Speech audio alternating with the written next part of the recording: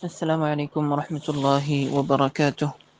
الحمد لله والصلاة والسلام على من لا نبي بعده. أما بعد فأعوذ بالله من الشيطان الرجيم. بسم الله الرحمن الرحيم.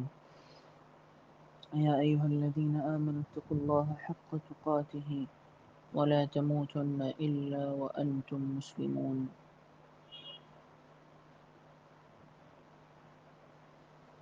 سب سے پہلے تو میں یہ آج کی ریکارڈنگ جو کرنے جا رہا ہوں یہ میں نے جیسے بتایا تھا کہ خاص الخاص جو جمعہ کی تقریر تھی وہ نقل کرنے جا رہا ہوں، تو اسی کے متعلق مجھے بڑی اچھی لگی. مجھے ایسا لگ رہا تھا جیسے جو مقرر ہیں وہ پورے مجمع میں صرف اور صرف مجھ سے مخاطب ہوں. تو مجھے لگا کہ مجھے یہ آپ سب سے شیئر کرنی چاہیے، اور اسی وجہ سے میں جو ہوں یہ ریکارڈ کر رہا ہوں. اللہ تعالیٰ مجھے بھی آپ کو بھی عمل کرنے کی توفیق عطا فرمائے. ٹاپک جو مجھے فیل ہوا، کیونکہ میں ابتدا میں تو نہیں شامل ہو سکا تھا، لیکن جہاں سے میں شامل ہوا وہاں سے جو ٹاپک مجھے فیل ہوا وہ جہاد بن نفس کا تھا، رمضان کے حوالے سے، کہ رمضان کے چند دن باقی رہ گئے ہیں. ہمارے ہاں 24 دن اور کچھ مقامات پر 25 دن گزر چکے ہیں، گویا 4 یا 5 دن باقی رہ گئے ہیں. رحمت کا عشرہ بھی گزر گیا، مغفرت کا عشرہ بھی گزر گیا، اور اب جہنم سے آزادی کا عشرہ چل رہا ہے. خوش نصیب ہیں وہ لوگ جنہوں نے اپنے آپ کو بخشوا لیا، جنہوں نے رحمت کو پا لیا. اور نبی اکرم صلی اللہ علیہ وسلم کی حدیث کے مطابق بد نصیب ہے وہ شخص جس نے رمضان کو پایا اور گناہوں سے بخشش نہ کروا سکا. ایک طرف ہم دیکھتے ہیں کہ اللہ سبحانہ و تعالی بہت رحیم و کریم ہے، یعنی وہ موقع دے رہے ہیں ہمیں انسانوں کو کہ وہ گناہوں کو بخشوا لیں، وہ میرے قریب آ جائیں، وہ اللہ رب العزت کے قریب آ جائیں، وہ قرآن و سنت کے مطابق زندگی گزارنا شروع کر دیں. ایک بات میں یہاں پہ بتاتا چلوں کہ کچھ ایڈیشنز مطلب جملوں کی ترتیب کے لیے اور کچھ میرے اپنے نالج کے حساب سے میں اس میں ایڈ اپ بھی کروں گا، اور زیادہ تر متن جو ہے وہ ایگزیکٹ کوشش کروں گا کہ ایگزیکٹ ہی ہو. اس میں سب سے پہلے انہوں نے یہ بتایا کہ گناہوں سے جو بچنا ہے وہ نیکی کرنے کے مقابلے میں بہت آسان ہے.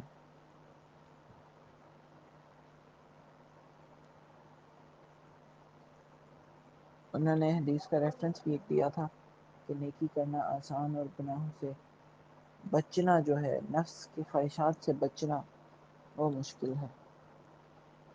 اور پھر ایک حدیث انہوں نے بتائی کہ آپ صلی اللہ علیہ وسلم نے فرمایا کہ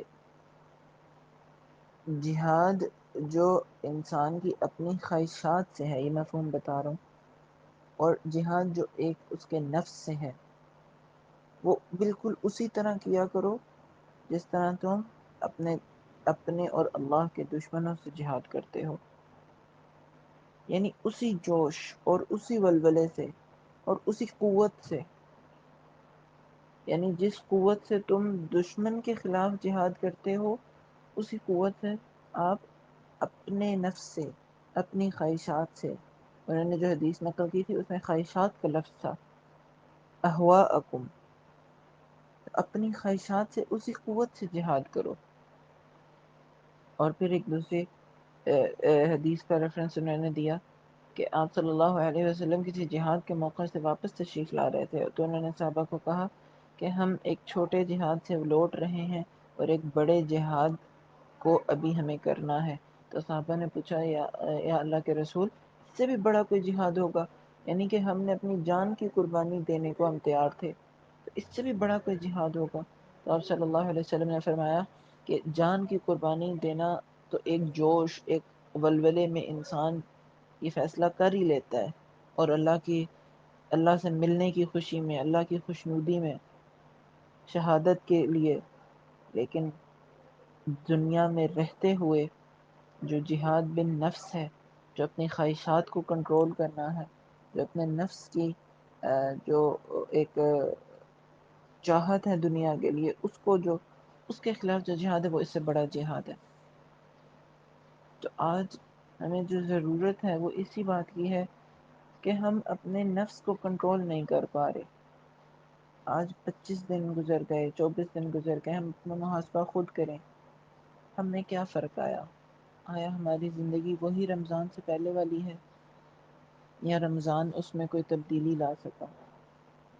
ہم نے کتنے نیک اعمال شروع کرنے کا ارادہ کیا، کیا ہم وہ پورے کر سکے، یا صرف اور صرف ہماری نیتیں ہمارے ارادوں تک محدود رہ گئیں؟ ہم نے کن کن برائیوں کو چھوڑنے کی کوشش کی اور ہم ان پر استقامت رکھ سکے؟ ہم نے کتنی اللہ سبحانہ و تعالیٰ کا تو وعدہ ہے کہ شیطان کو اس نے بند کر دیا، کیا ہم نے اس وعدے کا پاس نبھایا، یا ہم پھر سے شیطان کی طرف مائل ہو گئے؟ اور پھر انہوں نے ایڈپ کیا کہ اللہ سبحانہ و تعالیٰ نے اسی حوالے سے کہ نیکی جو ہے، اور پھر ایک حدیث کا انہوں نے ریفرنس دیا کہ گناہوں سے بچنا جو ہے، مطلب کہ ترک گناہ جو ہے، اس کو تمام نفلی عبادات پر فوقیت دی گئی ہے۔ اب نفلی عبادات یہاں پہ منشن اس لیے ضروری ہے کرنا، تاکہ کوئی یہ نہ کہہ سکے کہ جی میں نماز نہیں پڑھا تو کوئی بات نہیں، میں گناہ سے بچنے کی کوشش تو کر رہا ہوں، تو وہ زیادہ افضل ہے۔ نہیں، فرض عبادات اور ہیں۔ فرض عبادات جو ہیں وہ ایک انسان کا اللہ سبحانہ و تعالیٰ پر انہوں نے سمجھانے کے لیے قرض کا لفظ استعمال کیا کہ یہ تو ایک قرض کی مانند ہے کہ جس کی ادائیگی ہر صورت لازم ہے۔ اور پھر اللہ سبحانہ و تعالیٰ نے دیکھیں، انہوں نے بہت اچھی چیز ایک مجھے لگی سمجھانے کے لیے کہ اللہ سبحانہ و تعالیٰ نے فرائض کے اندر انسان کو چھوٹ دے رکھی ہے، یعنی ہر قسم کا جو ہے نا محبت اور ساتھ نبھایا ہے کہ چلو کوئی بات نہیں، چلو کوئی بات نہیں۔ کیسے؟ نماز کا حکم ہے، ہر صورت میں فرض ہے، لیکن کہا کہ جب تم سفر میں ہو تو سنتیں اور نفل چھوڑ دو، تم جمع کر کے پڑھ لو،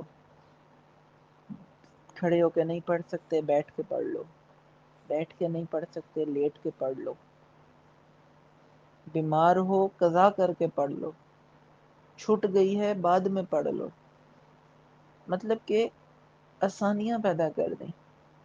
پھر روزہ ہے تو روزے کا بھی فرمایا سفر میں ہو تو چھوڑ سکتے ہو، بیمار ہو چھوڑ سکتے ہو، بعد میں قضا کر کے گنتی پوری کر لو، قضا نہیں کر سکتے فدیہ دے دو۔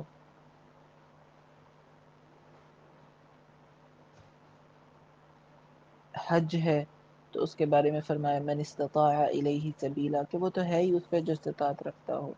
زکوٰۃ ہے جو استطاعت رکھتے ہیں ان پر ہے۔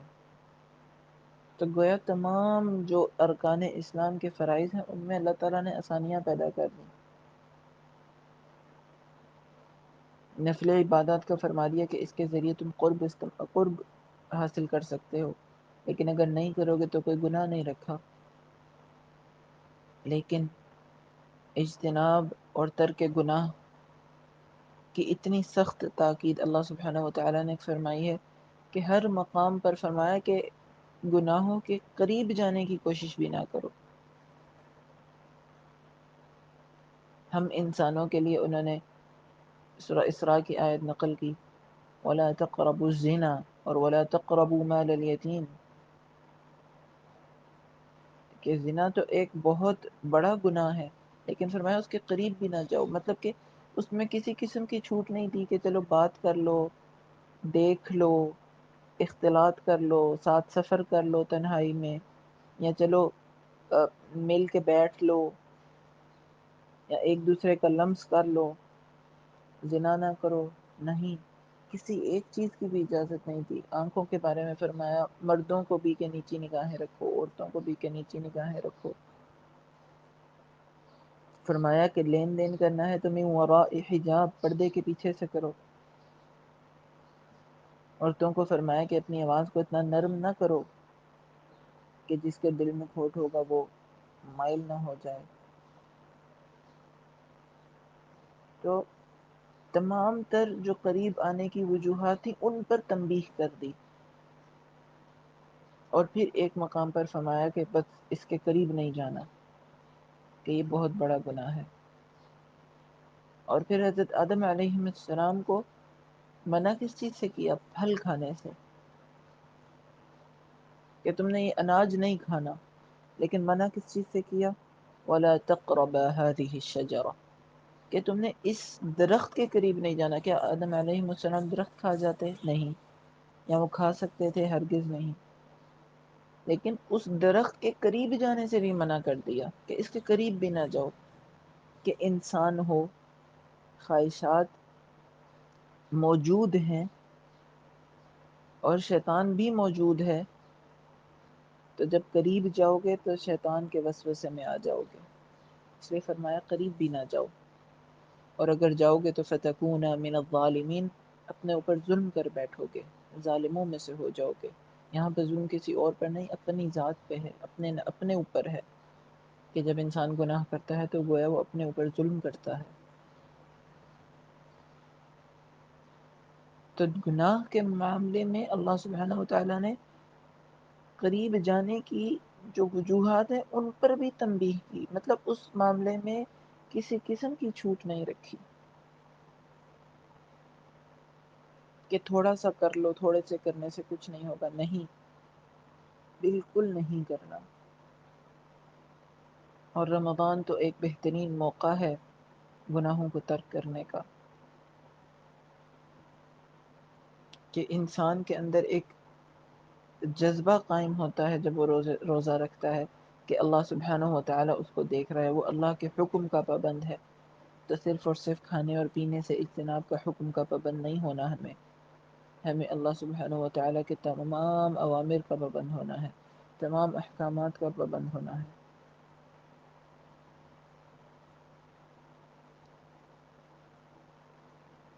ایک اور چیز میرے ذہن سے نکل رہی ہے، میں کوشش کر رہا ہوں کہ مجھے یاد آ جائے. اسی حوالے سے حضرت آدم علیہ السلام اور وہ درخت کے حوالے سے،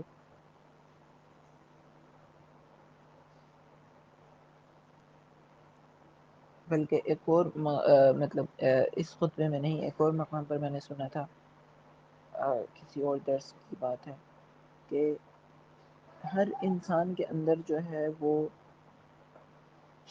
خواہشات کا جو وہ ہے حصہ، وہ ہر انسان کے اندر موجود ہے. یہاں تک کہ انبیاء کے اندر بھی موجود تھا. اسی لیے اللہ سبحانہ و تعالیٰ نے ان کو بشر کہا، کہ ان میں بشری جو ایک وہ طاقتیں اور بشری تقاضے جو تھے وہ موجود تھے.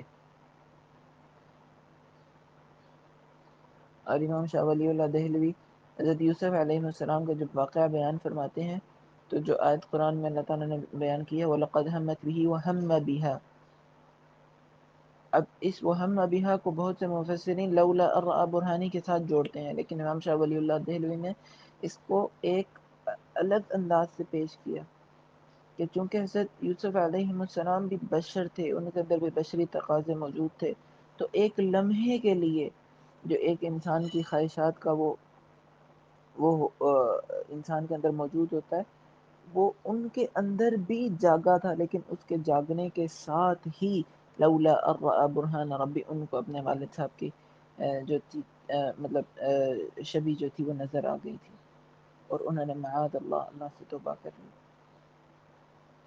یعنی کہ کہنے کا مقصد یہ ہے اس وقت بیان کرنے کا، کہ اس چیز سے انسان نہیں بچ سکتا، لیکن ہمیں بچنے کی کوشش کرنی ہے. انسان کوشش ضرور کرتا ہے. اگر کوئی کہے کہ اس میں خواہشات کا عمل پیدا ہی نہیں ہوتا، تو اس کے لیے ایک درس میں بتا رہے تھے کہ لوگ مطلب مجذوب جو ہوتے ہیں، مطلب جو اس طرح کی مطلب وہ ریاضتیں کرتے ہیں جنگلات میں جا کے کئی کئی سال، مدتوں 40 40 سال، کہ جس کے بعد وہ کہتے ہیں کہ اب ہمیں ایک ہمارے سامنے چاہے عورت کھڑی کر دو یا دیوار کھڑی ہو جائے، ہمیں کوئی فرق نہیں پتہ چلتا. لیکن دین نے اس چیز سے منع کیا ہے. دین نے رہبانیت سے منع کیا ہے.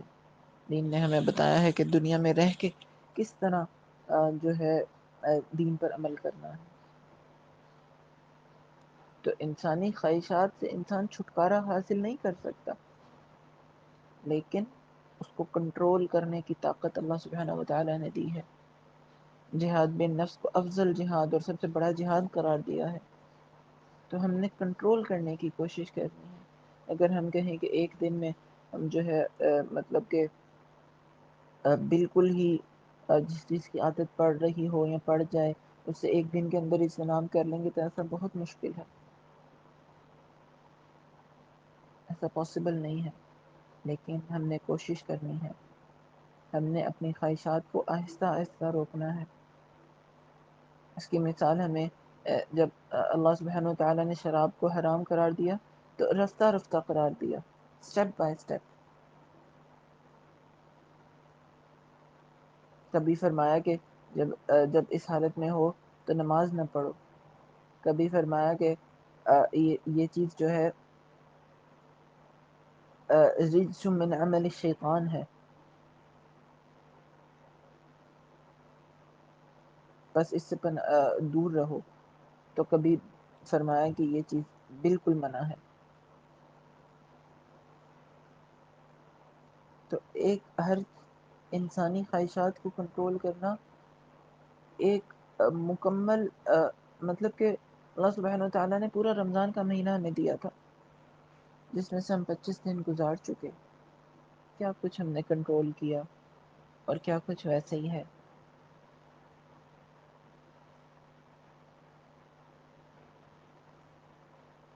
کسی کا قول نقل کر کے وہ بتا رہے تھے کہ انہوں نے فرمایا کہ رمضان جو ہے ایک روحانی علاج کا ذریعہ ہے، ایک روحانی علاج کا موقع ہے کہ جس میں ہم نے اپنی روح کا علاج کرنا ہے.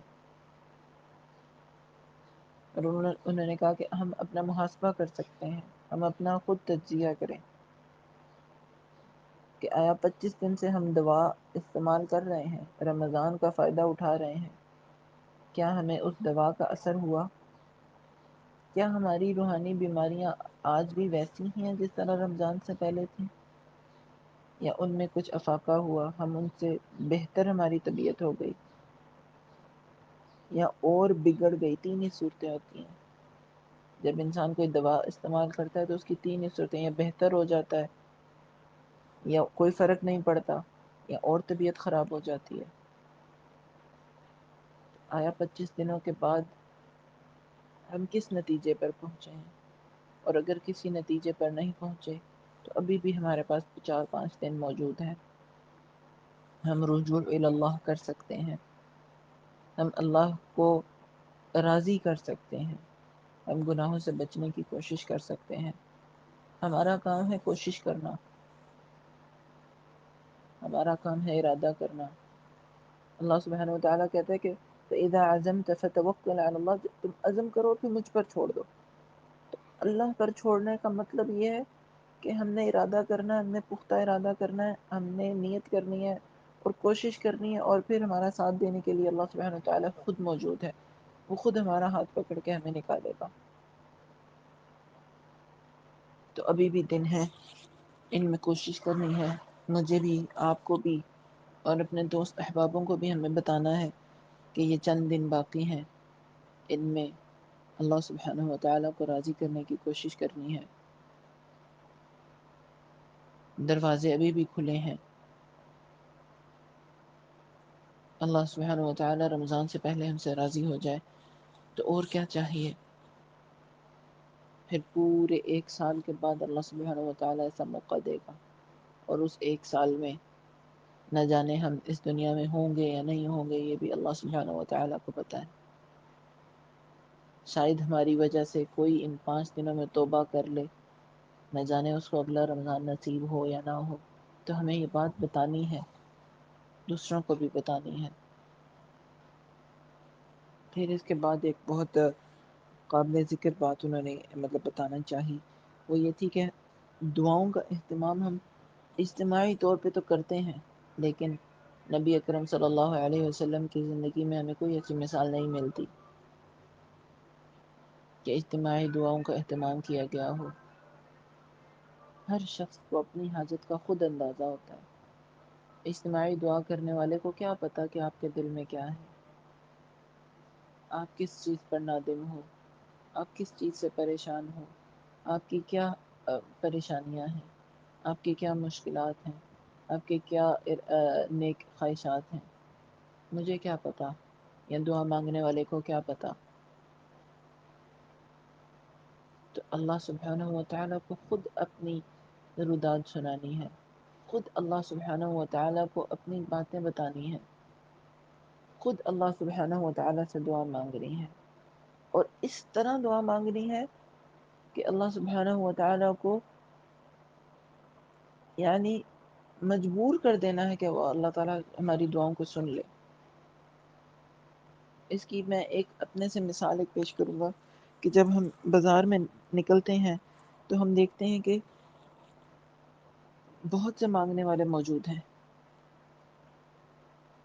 لیکن ان بہت سے مانگنے والوں میں کسی کو ہم فوراً سے دے دیتے ہیں، کسی کو ہم کہتے ہیں کہ اللہ آپ کا بھی بھلا کرے اور ہمارا بھی بھلا کرے، اور ہم چل پڑتے ہیں، اور کسی کی صدا پہ ہم چل پڑتے ہیں اور پھر مڑ کے آتے ہیں کہ نہیں یار اس کو دینا ہے، اور کسی کی بات سن کے، کسی کی صدا سن کے ہم کہتے ہیں یار اس کو دو، اس کو دو، کچھ بھی ہو اس کو دو، چاہے کسی سے لے کے دینا پڑے ہم کہتے ہیں اس کو دو۔ تو ان کی صداؤں میں کیا فرق ہوتا ہے؟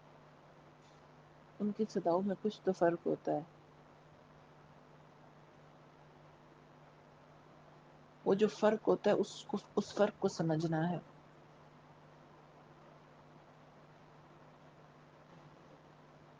ہمیں اللہ کو ایک بہت سی ایک کامن سی بات ہم سنتے ہیں کہ اللہ سے اس کی شان کے مطابق مانگو، بے شک، لیکن اس کے ساتھ ساتھ اس عاجزی سے مانگو، اور اس یقین کے ساتھ مانگو کہ وہ اللہ سبحانہ و تعالیٰ آپ کو دے دے گا۔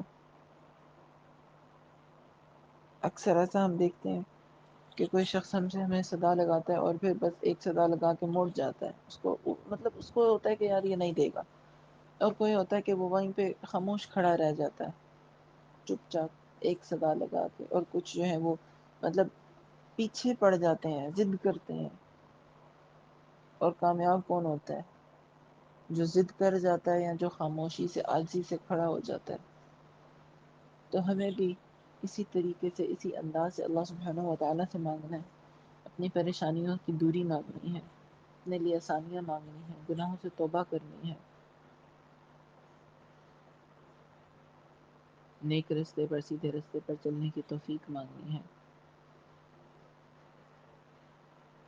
تو اللہ سبحانہ و تعالیٰ کو، اور پھر اکیلے میں نکلا آنکھ سے ایک آنسو، بہت سے ہم دیکھتے ہیں کہ بہت سی عبادات سے وہ حاصل نہیں ہوتا جو تنہائی میں ایک آنسو سے حاصل ہو جاتا ہے۔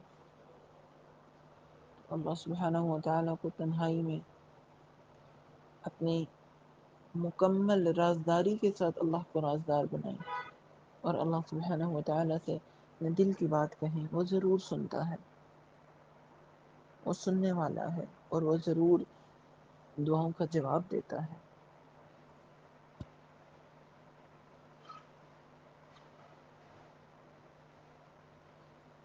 اس کے ساتھ ہی میں اپنی اس ریکارڈنگ کا اختتام کروں گا، اور اس دعا کے ساتھ ہاں دعاؤں کے متعلق ایک اور بات کہ مسنون دعائیں ہمارے پاس ہیں، ہمارے نبی صلی اللہ علیہ وسلم کی دعائیں ہمارے پاس موجود ہیں، قرآنی دعائیں موجود ہیں، بے شک وہ ایک بہت خاص اور ایک بہت اہم خزانہ ہے ہمارے پاس دعاؤں کا، بے شک ان دعاؤں سے بہتر کوئی دعا ہو ہی نہیں سکتی، لیکن وہ تو ہمیں ایک سکھایا گیا ہے نا کہ دعا کو اس طرح مانگنا ہے، اس طرح رب کو راضی کرنا ہے، اور اس میں اس میں بہت سے مقامات پر ہم دیکھتے ہیں کہ رب کو اس کی صفت کا، اس کی صفات کا حوالہ دے کر، یعنی اس کو بتا کر کے، یا اللہ تو غنی ہے، تو رزاق ہے، تو کریم ہے، تو غفار ہے، ہم دعا مانگتے ہیں تو اللہ سبحانہ و تعالیٰ پھر ہم کیسے نہ دے۔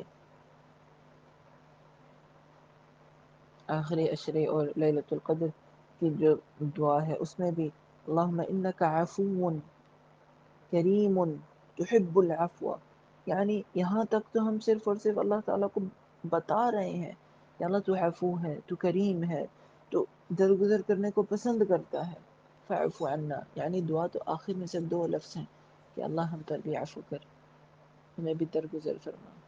پہلے تو ساری تمہید باندھی ہے ہم نے، تو یہ تو دعائیں سکھانے کا ایک سلیقہ ہمیں ہمارے نبی صلی اللہ علیہ وسلم نے سکھایا ہے،